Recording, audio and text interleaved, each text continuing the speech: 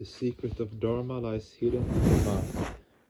The subject of today's discourse is the secret of Dharma lies hidden in the mind. Dharmasya tattvam nihitam guhayam. That is, the real essence of Dharma lies in one's existential I feeling. Dharmasya tattvam nihitam guhayam. There are 4 words in this sentence. First of all, let us discuss the actual significance of the sentence Driyate dharma ityahu saeva param prabhu. For that which sustains the unit being or maintains their existence is called dharma. The word dharma is derived from the root verb dri plus man suffix. Whether they are animate or inanimate, matter or abstract, all objects of the universe are distinguished by certain special characteristics, and by observing these characteristics we can determine the identity of these objects. By studying the properties of oxygen, we decide that it is oxygen and not any other substance. Similarly, by observing their properties, we can determine the existence of nitrogen, carbon dioxide, carbon monoxide, etc.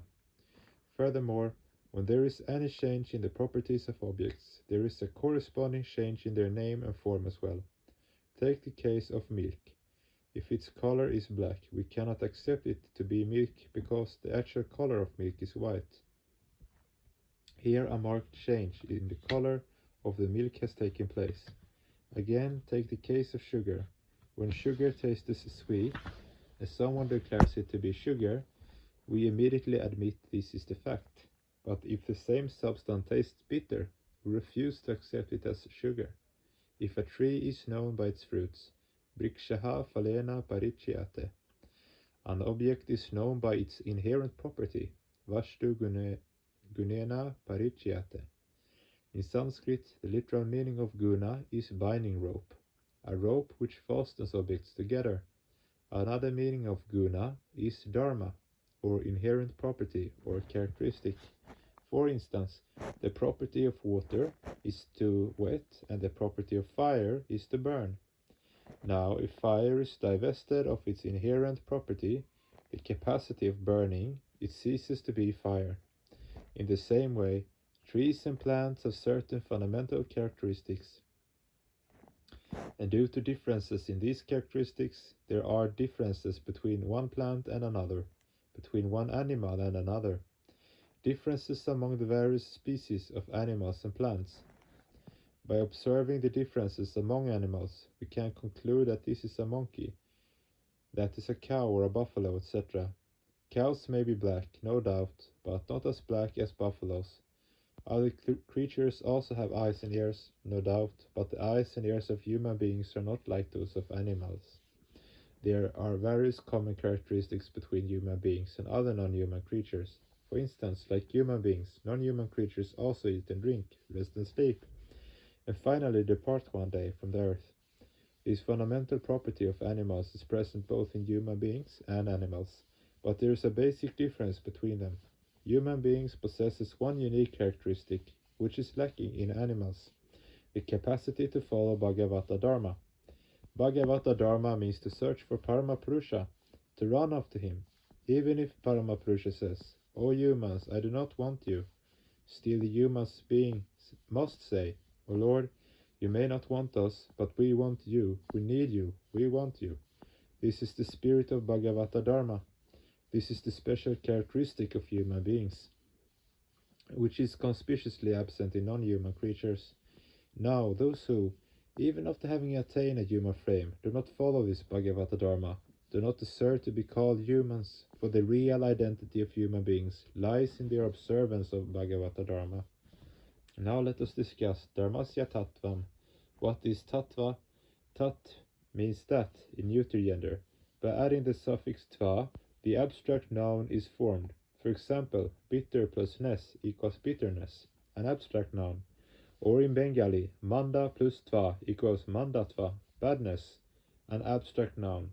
Likewise, tat plus tva equals tattva. Dharmasya tattvam means the essence of dharma. Let us discuss the essence of something. In the case of plants, we notice that their roots lie underground, through which the trees and plants draw moisture and preserve their existence. The roots are like the trees, legs. They are called padapa, that which drinks through its legs. But in the case of Dharma, where do its roots lie? If we can know where the roots are, then we can pour water there, and the base will become solid. But if we cannot find the roots of Dharma, then we will not be able to give water in the proper place, and for lack of irrigation, the plants will wither. So it is essential to know where the roots of Dharma lie. The roots of Dharma lie. It has been said that Dharmasya Tattvam Nihitam Guhayam. Nihitam means lying covert. Guhayam means in Guha. Here the word Guha has two meanings. First, a cave in a hill or a mountain where the munis and rishis sages used to practice penance. And secondly, one's existential I feeling. All the living beings of the universe have their individual I feelings. Those creatures which are undeveloped do not have developed I feelings. Their I feeling remains dormant and they are mostly guided by their instincts. Developed creatures, on the other hand, although guided to some extent by instinct, are mostly guided by intellect. The more undeveloped a creature is, the more it is dominated by its instinct, which is nothing but the inborn samskaras. Young snakes need not be taught how to bite. They learn to do so by their inborn instinct. A scorpion knows how to sting instinctively. Similarly, the humans have the inborn instinctive qualities of love and affection and social behavior.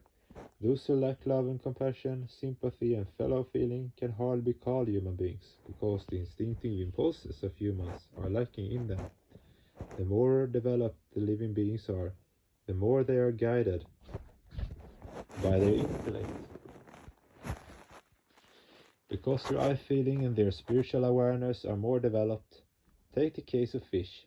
In the evolutionary ladder, fish are somewhat developed, but there are some fish which do not even recognize their own offspring and devour their own children.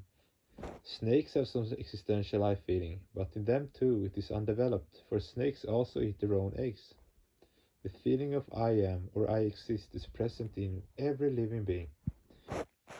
And in this existential I feeling, the essence of Dharma is lying hidden, so you need not go to Kashi, Benares, the holy city of the Hindus, or Kaaba, the holy shrine of the Muslims. The supreme entity lies hidden right within your own mind, your own I feeling. You need not search for him outside, but within. The practice of Ananda Marga has been formulated to enable spiritual aspirants to search for the supreme within their minds. Thus you must seek, and if you seek you shall find. The scriptures clearly mention how Paramapurusha lies hidden in the existential I feeling of microcosms. Tileshu talam dariniva sarpirapaha shrotashvara nishu kagnihi eva matmani griyate shao satyanainam tapasa yonupashyati. There is oil in the sesame seed, but if you cut the seeds you cannot find it. You must crush them in the mill, and then you will find the oil. There is certainly butter in milk, but you must churn the milk vigorously to get it. At the end of summer, the water dries up from the rivers. You see only sand everywhere, but if you take the trouble to dig in the sands, you will find a fountain of sweet and pure water within. Fire lies hidden in a flintstone. If you rub two pieces of flint together, the fire will spark. Similarly, if you enkindle the fire of knowledge through truth and penance, you will clearly realize that Paramapurusha is lying hidden within your own existential I feeling. Now, if people, instead of searching for him in their own I feeling, roam about in the external world, they will certainly meet with disappointment. They will have to undergo unnecessary troubles and frustrations, and Paramapurusha will remain unrealized.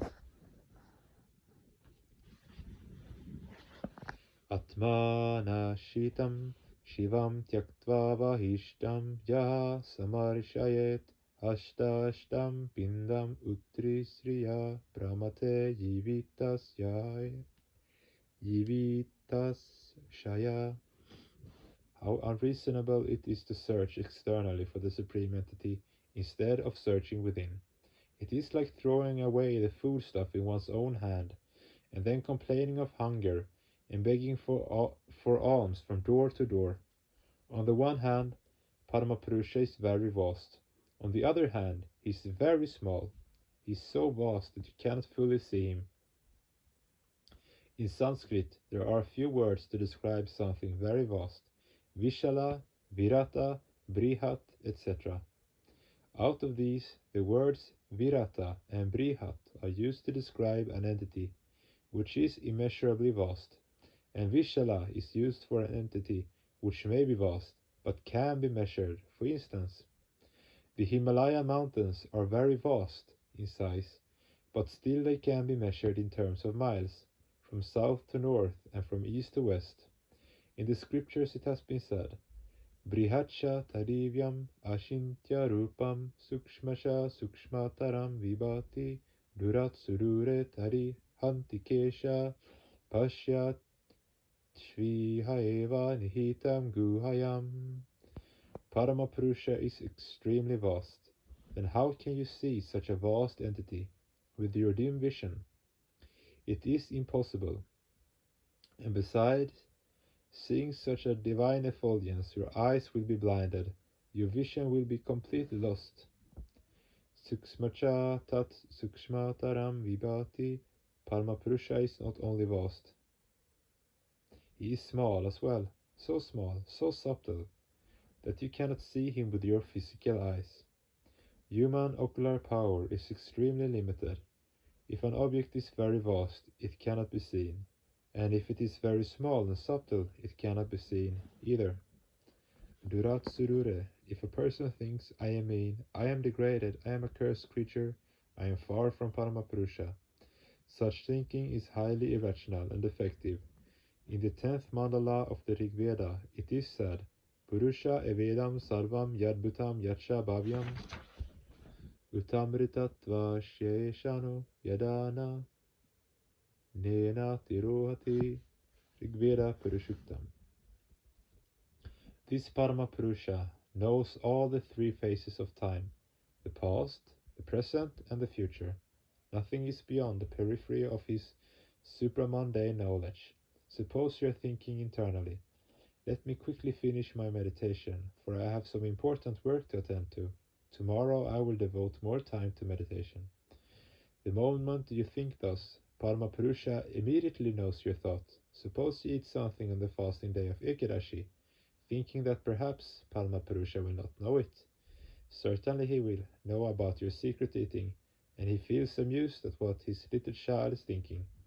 Not only the boys, the girls also make the same mistake. Perhaps on fasting day they eat chocolates and think, I am eating secretly, no one can see it. This is defective thinking, because Paramapurusha knows everything. Nothing is hidden from him. This is why in the spiritual world the most important thing is Sharanagati, taking shelter in the Supreme Entity. How can you deal with an entity who knows all about you? What you can only do is to totally surrender to him. Nivedayami Shatmanam Tvam Gati Parameshvara. O Lord, what can I offer unto you? I can only offer my existential life feeling. Please take it. Utamritatva Shishano Yadane Nati Ruhati. It has been said earlier that mean-minded people often think, I am a sinner and Paramapurusha is far from me. Such person should bear in mind that the tiniest creatures in hell or the greatest entity of heaven are both equal for Paramapurusha. He is the Lord of both. If the Supreme Entity says, I am only for the saints of heaven, and I have nothing to do with the creatures of hell, it should be said that the saints do not go to hell, and as he has no love for the creatures of hell, then he is not omnipresent. In that case, Paramapurusha is certainly not Brihata or Virata. He is something less than that.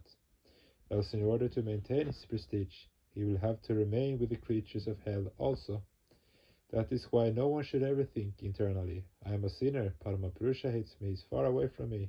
The fact is that Paramapurusha is always with you, very close to you, not at all separate from you.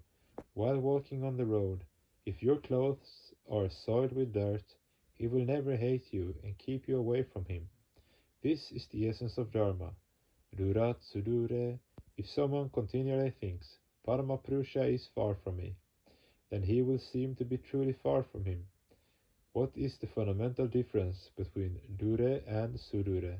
When the distance between two objects can be measured, it is called Dure, but when the distance cannot be measured, it is called Sudure. If, in their ignorance, people think that Paramapurusha is far from them, then he may indeed remain far from them, so far that in future, even if one cries oneself hoarse, one cries will never reach him. Tari Hantikesha. Some people think, no, Paramapurusha is not far from me. He's quite near, he's everywhere. In Sanskrit, Iha means here. But even if you say Iha or near, there remains a slight gap. To those who perpetually think that Paramapurusha is very, very near to them, he becomes so close that nothing closer can ever be imagined. In such a circumstance, people realize that Pasya Svadhyaya nihitam guhayam. Those who have the vision to see realize that he is not in the east or the west, in the north or the south, but he is lying hidden in the innermost cavity of their minds, in their own existential I feelings. Hence no one should wander about, searching for him in the external world. Make your existential I feeling pure and holy. If you purify your mind through virtuous deeds, through meditation and contemplation, and through kirtana, you will be able to realize him. Even though people might have committed certain misdeeds in the past, they need not worry, for after all, to err is human. You should not look back and lament over their past mistakes. The Supreme Consciousness has given human beings eyes in front, so that they can look ahead, not behind. You need not waste your time unnecessarily worrying about your past mistakes. You must move ahead, and while moving forward, you will have to come within his shelter. This Sharanagati, or taking shelter in him, is the most important aspect of Dharma. When I advise you to do virtuous deeds, I mean performing actions like meditation, singing the glories of the Lord, and dancing in joy while chanting his holy name. You should also live your worldly life joyfully. The Supreme Entity is so close to you that you can hardly measure the gap between you and him, and thus it is useless to repent for one's past omissions and commissions. Those who are firm and strong-willed are never frightened because of their past sins. They live fearlessly and never become perturbed, even in hostile environments. In this regard, the scriptures say, Apishet sudurasharo, bhajate mamanya bak. Sopi papavi nirmuktaha muchate baba bandhanat. Those who indulge in evil deeds, and in whose very contact others become involved in evil, are called durashari, and those who are hated, even by the durasharis, are called sudurashari. When even such sudurasharis take shelter in me with all their hearts and minds, sopi papavi nirmuktaha, I liberate them from the bondages of their sins. They attain liberation from the bondages of birth and rebirth. Thus, even those who have committed sins in the past need not worry. Just come in the safe shelter of Paramapurusha, and your mission will be fulfilled. He is always with you. Only move forward, fearlessly, with unfaltering steps towards your goal. May you all be blessed. 9th of July 1979, DMC, Ludhiana.